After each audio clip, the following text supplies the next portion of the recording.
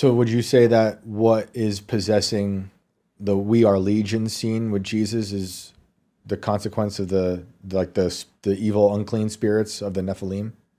I'm sorry, what's You know, possessing Legion? like Legion, are the things that are inside the Legion, is that Right, from the yeah. Nephilim, Yeah, in your opinion?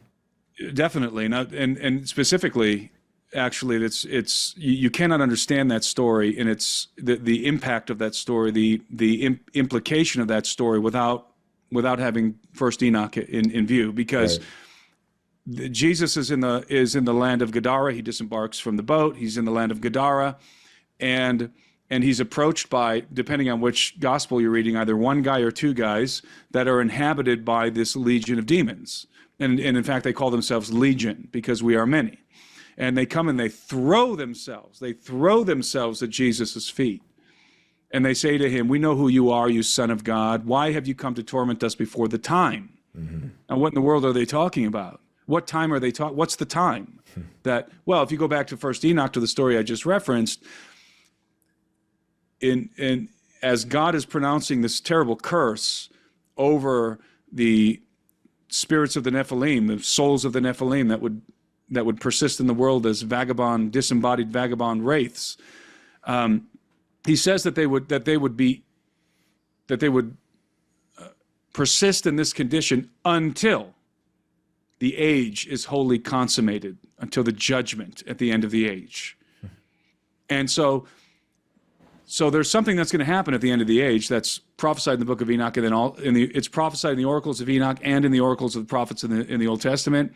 It's this event, this great judgment that's going to take place, and there's a judge, a specific person who's going to judge the living and the dead, and that person is the Son of God, right. Jesus of Nazareth. And so you have the great judge, Jesus of Nazareth, walking in Gadara, and this legion of demons recognizes who he is, and they run to him, throw themselves at his feet, and basically say, "It's not time yet. What are you doing here? I think the time hasn't come yet. The age has not been fully consummated. The day of judgment has not yet come, but yet you are here. What are you doing here? Have you come to torment us before that time?" I think it's in your book that you say the demons are the first to really recognize the Son of God on earth, right? They recognize him, and Jesus does not permit them to say who he is. Right. Because they recognize who he is. Right. And the testimony of Jesus was not supposed to come from the mouth of demons. Right. But they can rather just through know the works that Jesus performed in accordance with the scriptures. So it's very interesting because they knew who he was. They knew exactly who he was. This was the great judge. This was the Son of Man, as depicted in the oracles of Enoch.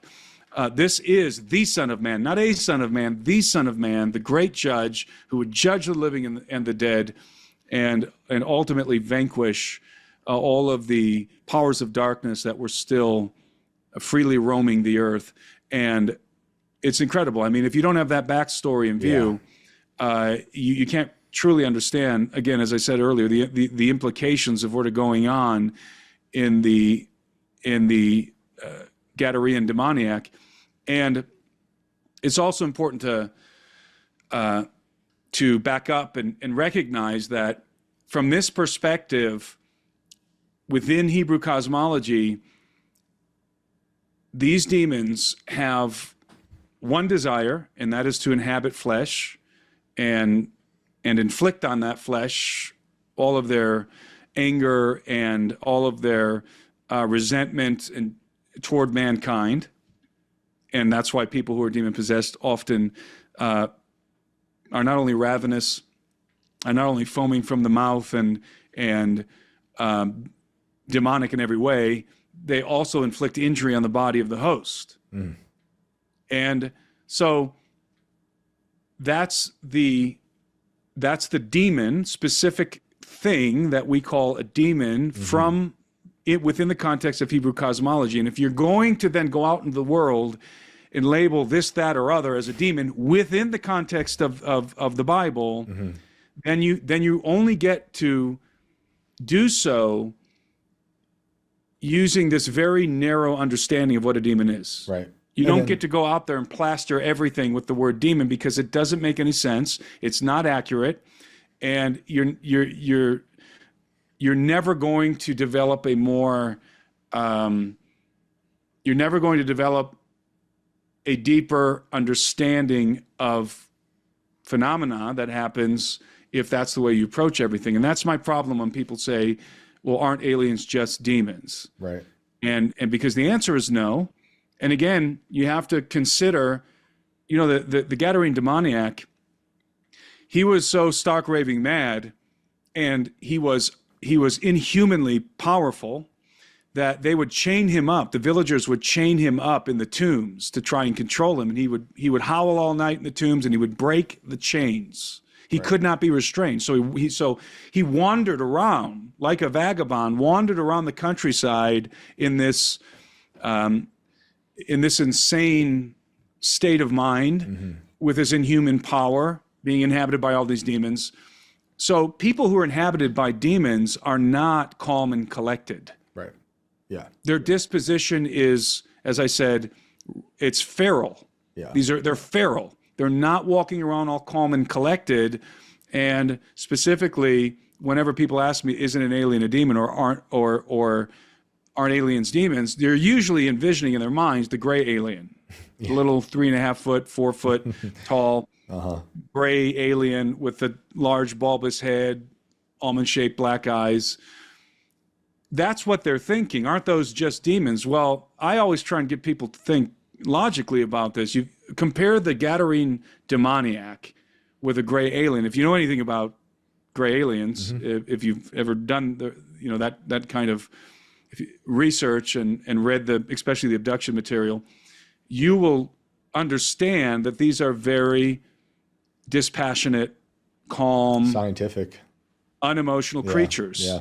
They're very robotic, right? Almost as if they don't have any free will. They're just very robotic. They don't display the slightest semblance of emotion ever, even when abductees are less than cooperative. They're never angry. They have no emotion. So you tell me. I mean, if aren't gray aliens demons? Well, let's just do a 1-to-1 comparison: the Gadarene demoniac and a gray alien. Right. The answer is no. This is something else. And so if you have a broader perspective, a much more expansive paradigm, then you could simply say, well, maybe this is something else that is coming from somewhere else. Could be coming from on the earth. Maybe it's some sort of a sentient being that's inhabiting the earth in a let's say a crypto-terrestrial creature inhabiting the earth, or it's coming from somewhere else, and we're not the only sentient beings in the universe. Could we say that some aliens might be demonic and some are good? Demonic is a different term. Again, we have to define terms because we're coming at this from a Western Christian perspective. So demonic would mean, in our parlance, would mean anything that is evil, malevolent. Right. It invokes supernaturalism, but not necessarily so. But anything that's evil, a person can be demonic, even if they're not inhabited by demons. They can be demonic in that they are acting in a malevolent way, like demons. So if you ask me now, that's a different question. Are, let's be specific, gray aliens demonic? My answer would be yes, based on what they're doing. Right. What they're doing is nefarious. So for sure. So that's a different question. So I would say no, aliens are not demons. Yes, they are demonic. Yeah, that's good. And also thinking of aliens as demons goes against what you're saying earlier about this spectrum of entities. And there's so many different things. So it's more of the reductionist language to just label everything that might be supernatural to you as one thing, Correct. Which then lessens the magnitude, infinite power of God.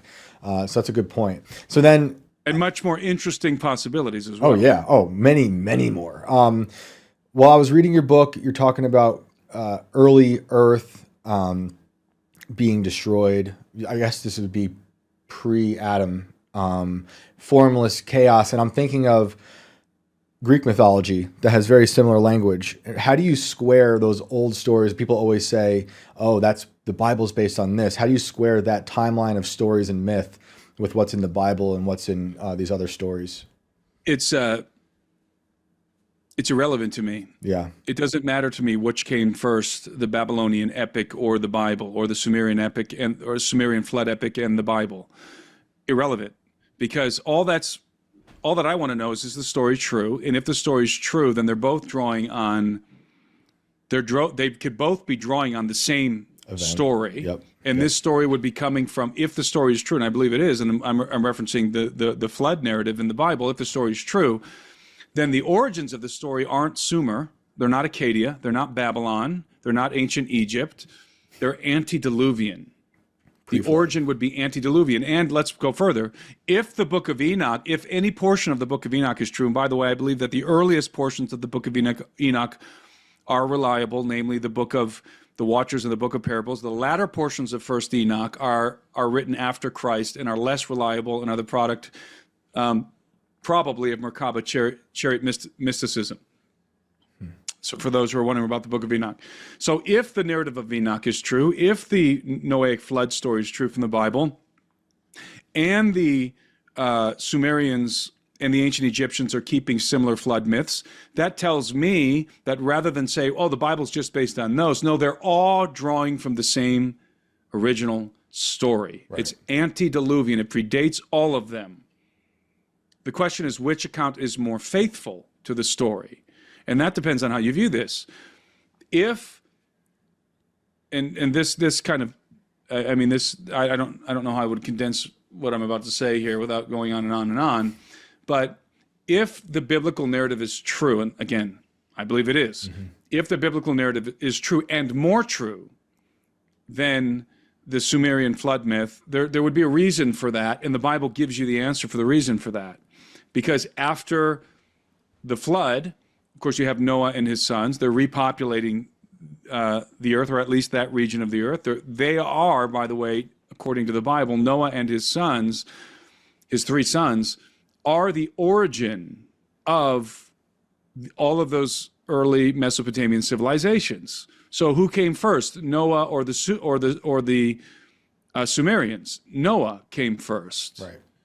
So they came out of, we might call it the Noahic culture, which would have been the antediluvian culture, came from Noah and his offspring.